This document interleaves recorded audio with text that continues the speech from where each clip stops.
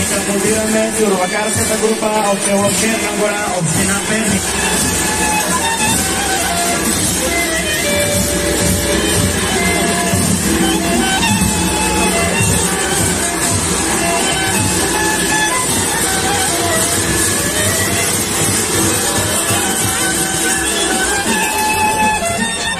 Единството, благодатството и плодородието. Кожите на бабугерите са изработени от дълбокосместа калоферска коза. Носиите, които са облечени, са типични за региона на град Банско.